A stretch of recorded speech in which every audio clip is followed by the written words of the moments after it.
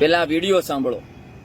આપણા ફૂલ જેવા બાળકોનું ભવિષ્ય ઓછું કરવામાં આપણે મા બાપ પોતે નિમિત્ત બનીએ છીએ। કેવી રીતે? આજનું રેકોર્ડિંગ મારું કરવાની છૂટ છે। હું અમુક કંપનીઓના નામ નહીં લઈ શકું, પણ પર્સનલી મારી સાથે બેસવું હોય તો ફોન નંબર આપી દઈશ, તમને છૂટ છે। હું અહીંયાથી જેટલી વાતો કહું છું એ સાબિત થયેલી ગૂગલ પર સર્ચ કરવાની છૂટ છે। ખાલી મારી મર્યાદા એટલી છે કે કંપનીના નામ નહીં બોલી શકું, પણ તમે સમજી જજો ઈશારાની અંદર। ચોકલેટની એક બહુ ફેમસ કંપની છે, એનું નામ અહીંયા બેઠેલી દરેક વ્યક્તિએ સાંભળ્યું છે, હું નહીં લઈ શકું। ચોકલેટની એક કંપનીએ સ્વીકાર્યું છે, કાન ખોલીને સાંભળજો, એણે સ્વીકારેલું છે કે પોતાની ચોકલેટમાં વાછરડાના માંસનું મિશ્રણ કરે છે। અહીંયાથી કહેલી દરેક વાત ગૂગલ પર સર્ચ કરવાની છૂટ છે તમને। હું કંપનીનું નામ પર્સનલી મળશો ને તો આપીશ, જાહેરમાં હું ના લઈ શકું, એ લોકો મને જેલમાં નાખી દે। એક કંપની ચોકલેટ બનાવે છે જે બધાએ જ ખાધેલી છે, એ વાછરડાના માંસનો ઉપયોગ કરે છે। ફેસ પર લગાવવાનું એક ક્રીમ આવે છે, એનું નામ પણ નહીં લઉં હું, એમાં ડુક્કરની ચરબીનું તેલ છે। મારી પાસે પ્રૂફ છે, તમને જોઈતા હોય તો હું આપીશ। એલોપેથિક દવાઓ ખાઈએ છીએ, ઝેર છે। એક બીમારીને દવા દબાવે છે, બીજી બે નવી બીમારીઓ ઊભી કરે છે। સાબુ જે સવારે ઉઠીને ઘસીને નાહીએ છીએ, કેમિકલથી ભરપૂર છે, કેન્સર માટેનું બહુ મોટું રીઝન છે। ઠંડા પીણા જેમાં 21 જુદા જુદા કેમિકલ છે। અને આ તમને હેરાનીની વાત કહું, આપણા સંસદ છે ને ભારતની જે સંસદ હોય એની કેન્ટીનમાં ઠંડા પીણા વેચવા પર પ્રતિબંધ છે, અને આખા ભારત દેશમાં ભરપૂર વેચાય છે। કેટલી ગજબની વાત છે! સંસદની કેન્ટીનમાં બેન છે, ના વેચી શકો ઠંડા પીણા, અને આખા દેશમાં વેચાય છે। હેલ્થ ટોનિક જે મમ્મીઓ પોતાના બાળકોને સવારે સ્કૂલે જતા પહેલા દૂધમાં આપીને ગૌરવ અનુભવે કે મેં મારા બાળકને XYZ હેલ્થ ટોનિક આપ્યું। શેમાંથી બને છે તમને કહી દઉં, અખિલ ભારતીય સંસ્થા છે દિલ્હીની, જે ભારતની સૌથી મોટી લેબોરેટરીમાંની એક છે। ત્યાં સાબિત થયેલું છે કે મગફળીનું તેલ કાઢ્યા પછી જે કચરો બચે, જેને આપણે ગામડામાં ખેડૂત જે હોય પ્રાણીઓને આપી દે ખાવા, એ કચરામાંથી હેલ્થ ટોનિક બને છે, જેના કરોડો રૂપિયાના આપણે ચૂકવીએ છીએ ને આપણા બાળકોને ખવડાવીએ છીએ। મગફળીનું તેલ કાઢ્યા પછીનો કચરો વધે એની વાત કરું છું। અમિતાભ બચ્ચનનું એક ઓપરેશન થયેલું, 10 કલાક ઓપરેશન ચાલેલું, એનું મોટું આંતરડું કાઢી નાખવામાં આવ્યું। ડોક્ટરે કીધું ઠંડા પીણાથી આંતરડું ખરાબ થયું છે, અને એના પછી અમિતાભ બચ્ચને એ ઠંડા પીણાની એડ કરવાનું બંધ કરી દીધું। હવે ચિંતાનો વિષય શરૂ થાય છે, જે હવે હું બોલીશ। આપણા બધાના જીભને બહુ પસંદ આવે એવા પિઝા જે બી કહેતા હોય તમે, હવે ધ્યાનથી સાંભળજો। પિઝામાં ટેસ્ટ લાવવા માટે ગૂગલ કરવાની છૂટ। E631 કેપિટલ E631 નામનું એક તત્વ આવે છે, જે ટેસ્ટ લાવવા માટે ઉમેરાય છે। એ ડુક્કરના માંસમાંથી બને છે। સાબિત કરવાની જિમ્મેદારી મારી। ના ખબર હોય તો મારી પાસે આવજો, ગૂગલ પર પણ સર્ચ કરવાની છૂટ। પિઝા ખાઈએ છીએ, એને ટેસ્ટી બનાવવા ડુક્કરના ચરબીનું તેલ ઉમેરવામાં આવે, ડુક્કરનું માંસમાંથી બને છે એ તત્વ।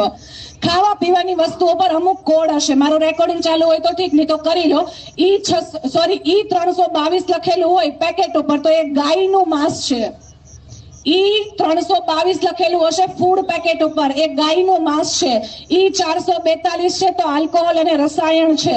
E471 છે તો ગાય માંસ અને આલ્કોહોલના તત્વ છે।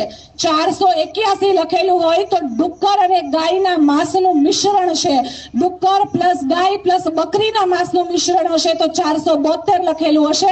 આવા અલગ અલગ 50 કોડ છે મારી પાસે, જે આપણા ફૂડ પેકેટ પર લખેલા હોય। હવે તમને એમ થાય ક્યાં લખેલા હોય, તો આપણા ઘરમાં આવતી ચોકલેટ, આપણા ઘરમાં આવતી ચિપ્સ, આપણા ઘરમાં આવતા બિસ્કિટ, કુરકુરે અને 1 મિનિટમાં તૈયાર થાય એ શું, એના પર છે। વિશ્વાસ ના આવે ઘરે જઈને ચેક કરજો। ઘરે પાઉંભાજી બનાવી છે પણ ટેસ્ટી કરવી છે, એટલે આપણે મસાલા લઈને આવીએ। જેટલા મસાલા છે ને બધામાં આ તત્વો આવે છે।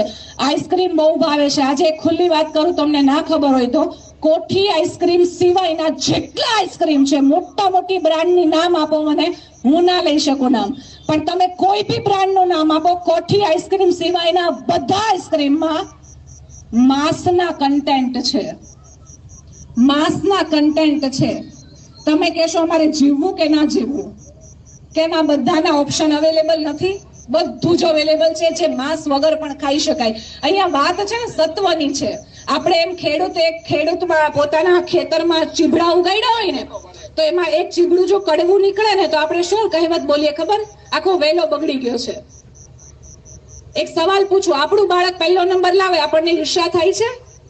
નથી થતી. પણ બાજુવાળાનું બાળક પહેલો નંબર લાવે ને તો ઈર્ષા થોડીક થાય છે. એનું કારણ ખબર?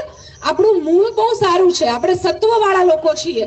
તો બગાડ ક્યાંથી આવ્યો સમાજમાં? આ બધી વસ્તુઓ, ખરાબ વસ્તુઓ ક્યાંથી આવી? તો કે કહેવત છે આપણા વડીલો કે અન્ન એવું મન, અન્ન એવો ઓડકાર. આ બધું બહુ મોટું ષડયંત્ર છે તમને ને મને હિન્દુ ના રાખવાનું, તમને ને મને ગાયનું માંસ ખવડાવવાનું. બે પ્રકારના યુદ્ધ ચાલે છે. એક આપણા બોર્ડર ઉપર સૈનિકો લડે છે ને બીજું યુદ્ધ તમારે જોવું હોય ને તો વલસાડ થી લઈને વડોદરા સુધીનો હાઈવે રાતે 1 વાગ્યાથી સવારે 4 વાગ્યા સુધી જ્યારે તમે ને હું ઘરમાં ઊંઘતા હોય ને તો ગૌરક્ષકો એવા છે જે પોતાનો જીવ જોખમમાં નાખીને રોજ રાતે ગાયોને બચાવે છે. ગાયોના માંસનો અને માણસના ભ્રૂણનો એટલે કે ગર્ભનો સૌથી મોટો અરબો ખરબોનો વેપાર આજે આ દુનિયામાં ચાલી રહ્યો છે. તમે ને હું જો થોડું ખાવાનું બંધ કરીશું તો કદાચ થોડીક ગાયો કપાવાની બંધ થશે. એક મૂવી છે સાઉથનું યશોદા મૂવી સાઉથનું છે, એકવાર જોજો તમને સમજાશે અહીંયાથી હું શું કહી રહી છું. બહુ મોટો અરબો ખરબોનો વેપાર છે. જ્યારે આ ડિટેલ મને પહેલી વાર ખબર પડી આજથી 4 મહિના પહેલા, મારી પાસે સબૂત નહીં હતા એટલે મને લાગતું તો અફવા હશે, પણ જ્યારે મેં રિસર્ચ એન્ડ ડેવલપમેન્ટ કર્યું તો સમજમાં આવ્યું આ વાતો સાચી છે. આ વાતને 4 મહિના થયા. છેલ્લા 4 મહિનામાં મેં પિઝા નથી ખાધા, ચોકલેટ નથી ખાધી, બિસ્કિટ નથી ખાધી, ચિપ્સ નથી ખાધી, મેં કોઈ વસ્તુ નથી ખાધી. મેં ખાવાનું છોડી દીધું. જ્યારે બી મારી સામે હવે કદાચ મન થાય ને તો હું સવાલ પૂછું, હું હિન્દુ છું, હું શાકાહારી છું, શું હું ઈચ્છું કે ગાયનું માંસ ખાઉં? છું તમે ઈચ્છો તમારું બાળક ગાયનું માંસ ખાય? દેખાતું નથી પણ એ વેફરમાં છે, દેખાતું નથી ચોકલેટ બિસ્કિટમાં એના તત્વો છે. આ કાન આમ નથી પકડાવતા, આમ પકડાવે છે. ડાયરેક્ટ ખબર ના પડે એટલે એના સાયન્ટિફિક નામ લખેલા છે, E3020 આવા અલગ અલગ નામ આપેલા છે. તો સવાલ છે કે શું આપણે હિન્દુ છીએ? અને જો હિન્દુ હોય તો આ બધું ના ખવડાવવું જોઈએ. તમને એવું લાગે બાળકો રહે જ નહીં? કોણે કીધું ના રે? મારો 2.5 વર્ષનો છોકરો છે, 2.5 વર્ષનો. અહીંયા સામે અત્યારે લાવું તમે એને ચોકલેટ બિસ્કિટ ચિપ્સ બતાવશો એટલે એમ કહેશે છી નો. એને ટેસ્ટ નથી કર્યું. ચોકલેટ બિસ્કિટ વેફર ઠંડા પીણા આઈસ્ક્રીમ, ઘરમાં 10 લોકો બેસીને આઈસ્ક્રીમ ખાતા હોય ને બાજુમાં ઉભો હશે એમ બોલશે છી આ બધા ગાંડા કહેવાય જે ખાય ને એવું એ બોલે છે. 2.5 વર્ષનો છે. એને મારા મોબાઈલનો ફોન લોક ખોલતા નથી આવડતો. મારા ઘરમાં ટીવી નથી. તમે કહેશો કેવી રીતે જીવાય? મારા ઘરમાં ફ્રીજ નથી. મેં બહુ બધી ફોરેન ટ્રીપ કરી છે, આખા ભારતમાં ફરી છું, ઇન્ડિપેન્ડન્ટ છું, પોતાના દમ પર ઘર લીધું છે, ગાડી લીધી છે, મારો બિઝનેસ કરું છું, 47 નંબરનો સ્ટોર મારો હતો, તમે વિઝિટ માટે આવ્યા હશો ખબર હશે. પણ મારા ઘરમાં ફ્રીજ નથી, હું નથી વાપરતી.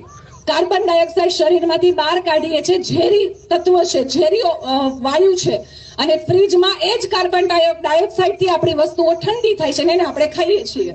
તમે કહેશો કેવી રીતે રહે વસ્તુ? આપણા બાપ દાદાઓ ફ્રીજ વગર વસ્તુઓ કેવી રીતે રાખતા? રહેતી ને, આજે પણ રહી છે, મારા ઘરમાં રહી છે. કહેવાનો મતલબ એટલો છે હંમેશા આપણી પાસે ચોઈસ હોય છે કરવું કે ના કરવું. આયુર્વેદા તરફ જઈએ, ઓર્ગેનિક વસ્તુ તરફ જઈએ. એક નાનકડો આંકડો કહીને વાત પૂરી કરીશ. ભારતના 135 કરોડ લોકોની આબાદી છે. બહુ ધ્યાનથી સમજો. 135 કરોડની આબાદી છે. રોજના ખાલી 10% લોકો, કેટલા? 10% લોકો, 135 માંથી 10% લોકો જો રોજનું ખાલી 10 રૂપિયાના ફ્રૂટનું જ્યુસ પીવે તો શું થાય ખબર છે? મહિનાના 3,900 કરોડ રૂપિયા દેશમાં જ રહેશે, બહાર નહીં જાય. મહિનાના કેટલા? 3,900 કરોડ રૂપિયા. અને એક બીજી તમને આંધળું અનુકરણ પશ્ચિમનું, જે ઠંડા પીણા આપણે ઝેર પીએ છીએ ને એનાથી શું થાય છે? રાઈટ નાઉ રોજના 7,000 કરોડ રૂપિયા, મહિનાના નથી કેતી, કેટલા કહું છું? રોજના 7,000 કરોડ રૂપિયા વિદેશી કંપનીઓ ઠંડા પીણાના નામે આપણને ઝેર પીવડાવીને આપણા દેશમાંથી લૂંટીને લઈ જાય છે. અગર આપણે શેરડીનો જ્યુસ પીશું, રસ, ફ્રૂટનો જ્યુસ પીશું, નારિયેળનું પાણી પીશું ને તો અરબો ખરબો રૂપિયા આપણા ખેડૂતોને મળશે. આત્મહત્યા નહીં કરે એ ઉપર આવશે ને ભારતના પૈસા ભારતમાં રહેશે. આ ખાલી તમારા દિલમાં સવાલ નાખવા માટે વાત છેડી હતી. બાકી મારો એક ફોન નંબર લખી લો. આ ટોપિકમાં તમને કઈ બી ચર્ચા કરવી છે, તમે કીધા હોય કે તમે કીધું એ ખોટું છે, આઈસ્ક્રીમમાં ના હોય ને આમાં ના હોય, મારો ફોન નંબર આપું છું, આવીને મારી પાસે બેસો. ઓપન ચેલેન્જ છે, જે મેં કીધું છે ને 100% સાચું ના નીકળે તો હું કયો ને હારી જવા તૈયાર છું. ફોન નંબર લખવો હોય તો લખી શકો છો 8000516661. ફરીવાર બોલું છું 8000516661. વૈશાલી મારું નામ છે. અને તમે કહેતા હોય કે આ બધું મારે છોડવું છે, કેવી રીતે બીજું એને શું અપનાવું બદલામાં, એનું પણ સોલ્યુશન છે મારી પાસે. એની ટાઈમ કોલ કરો, કોઈ પણ પ્રકારની મદદ જોઈએ મળી જશે. મારા પરિવારના થકી હું ઉજળી છું, એમનો સપોર્ટ છે, એટલા માટે અહીંયા ઊભી છું. ઇન્ડિપેન્ડન્ટલી મારા પરિવારને હેલ્પ કરું છું અને ખુદ પણ આગળ વધું છું. મને મોકો આપવા માટે thank you so much. Desai પરિવારનો અને બિઝનેસ એક્સપોનો ખૂબ સરસ એક્સપિરિયન્સ રહ્યો. અજયભાઈ સ્પેશિયલી થેન્ક યુ, વડીલોનું થેન્ક યુ, પૂરી મેનેજમેન્ટ ટીમ અને મને સાંભળવા માટે થેન્ક યુ સો મચ.